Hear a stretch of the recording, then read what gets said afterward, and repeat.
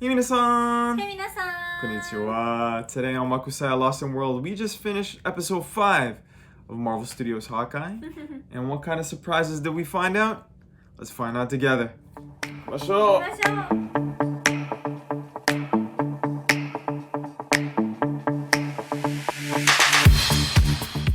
このエピソード5のレビューもポジティブとネガティブに入っていくんですけど、まずはポジティブから入っていきたいと思います。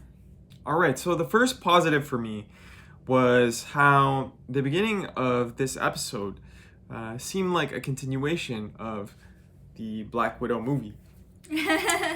So, for those who watched our previous reviews, you know that Ty and I enjoyed the Black Widow movie. In the beginning, it was a scene that could have been torn out of the Black Widow movie with Yelena. This takes place shortly after Natasha and her separated, and she continued her mission to unbrainwash the remaining Black Widows. The action and just kind of the whole atmosphere seemed like a continuation of the Black Widow movie, so that was pretty cool. 私もそのブラックミラーのムービーをすごい楽しんだので、この破壊のエピソード5の最初がそのブラックミラーの映画からの続きみたいな感じだったので、そこは個人的にすごく楽しみました。そのシーンはイエレーナ視点のシーンだったんですけど、なんと私たちはそのシーンで実はタノスがこうやってした時にイエレーナは実は消えちゃった側の人だったことを発見しました。でこれまでのマーベルの映画とかシリーズではその私たちもイエレーナは残った側だったのか消えた側だったのか分かんなかったので、このホーカイのシリーズでそれが分かったのは良かったです。びっくりでした。It was really cool to see how the events of Avengers Endgame and the snap of Thanos affected Yelena, as, spoiler alert, she was actually one of the ones disintegrated by Thanos. So if you remember the final scene in Black Widow where she discovers Natasha's death, this actually happens before that. So my next positive is also focused on Black Widow, but the other Black Widow, Yelena. So this episode, for me, in the Black Widow movie, she was quite likable. You know, she was the younger sister, the more happy-go-lucky type personality. Compared to Natasha, she was very happy and cheerful and not afraid to show her true emotions, where Natasha was more calm and maybe conservative. For me, Yelena was a ball of energy in this episode. She added an extra dynamic to this episode. I rather do like her personality and her sense of humor and her energy, her character overall. So overall, a big positive for me. The more we get of Yelena, the more I do enjoy it. And I like the dynamic that she provides. Had some good chemistry there as well with Kate Bishop sneaking into Kate's apartment and then having, which I found a very hilarious exchange, having dinner, some mac and cheese, and going back and forth a little bit with Kate with regards to Clint. So I very much enjoyed that exchange. 私もイレーナはすごい面白かったです。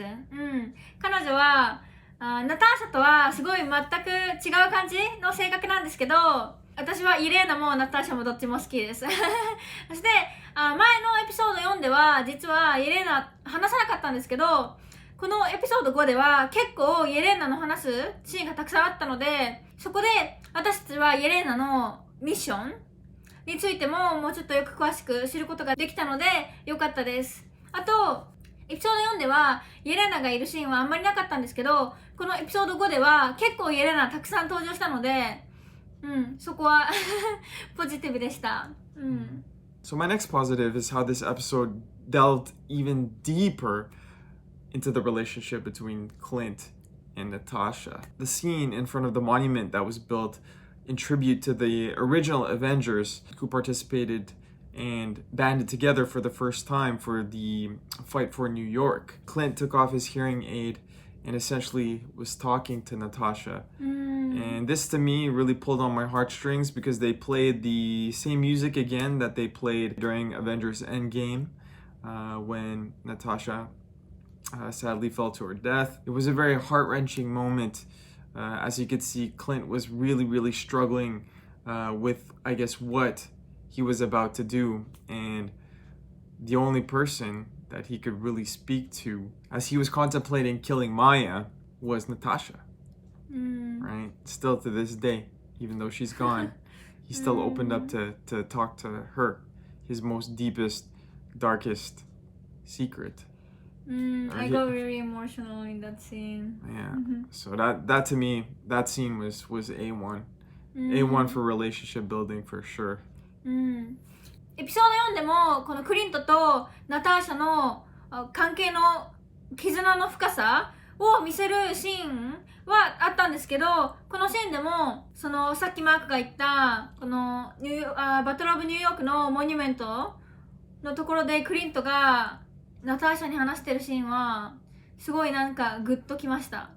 でこのシーンは私たち視聴者にとってもクリントにとって何でも話せる存在はやっぱりナターシャなんだっていうことがすごい伝わりました。And the last positive that I had, again, it seems like the action is getting better with each episode. The choreography, beginning with the first part, focused on Yelena. Again, seeming like it was an extension of the Black Widow movie. And then, of course, with Clint, once again taking up the mantle of Ronin. And it felt like I was watching a Batman movie almost when he was taking on the Tracksuit Mafia. Basically taking him out one by one in the dark, very stealthy, and then very badass when he was on camera. 私もファイトシーンはいいと思いました。最初の始まりからイエレーナのファイトシーンから始まって、クリントのファイトシーンもあるんですけど、そのクリントとマヤのファイトシーンもうコレオグラフィーがすごかったです。なのでそこのファイトシーンはすごい楽しみました。このファイトシーンでクリントはマヤを殺さない決断をするんですけど、戦いが終わってマヤの前から去る前に、なんとクリントがロニーの時にマヤのお父さんを殺しちゃったのは皆さんも知ってると思うんですけど、クリントはこのシーンでマヤにそのクリントがマヤのお父さんを殺したのはマヤのボスがそう命令したからっていうのをマヤに言うんです。なので私はマヤがそれをどう受け取るのかなっていうのはこの先の最後のエピソードが楽しみです。Is it just me or is I almost like seeing Clint as Ronin in action over Hawkeye? Though Hawkeye is really cool with the arrows, something about that retractable sword to me, I love that retractable sword. It's friggin' badass.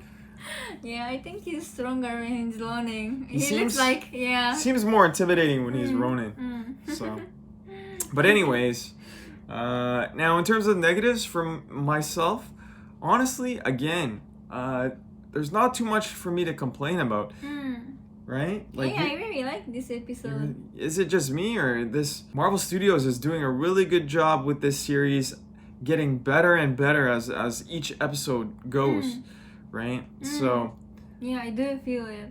Hopefully that's setting up for a very explosive episode 6 with, of course, again, spoiler alert, we know that the Kingpin is coming. Wilson Fisk. Yeah. I'm so excited to see him. このエピソードの一番最後にキングピン登場します。まあ彼自身ではなくて写真なんですけど写真だけなんですけどキングピンいます。なので最後のエピソードで彼がちゃんと登場してくるのかっていうのが楽しみです。それではハーカイのエピソード5のポジティブとネガティブは以上になります。今日のレビューも見てくれてありがとうございました。また来週も破壊の最後のエピソードをレビューするんですけど、その前にシーズンフィナーレ大きな映画が来ています。そうです、スパイダーマンです私たちは明日スパイダーマンの映画を見に行きます。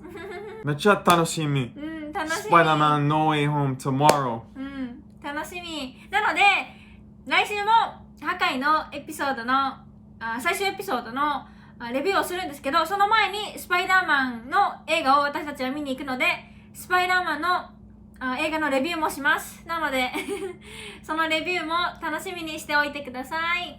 それではまたスパイダーマン映画のレビューでお会いしましょう。Make today magical and Have a marvelous day. ありがとうございました。ありがとうございま And した。 see you guys in the Spider-Man review. Bye! Peace.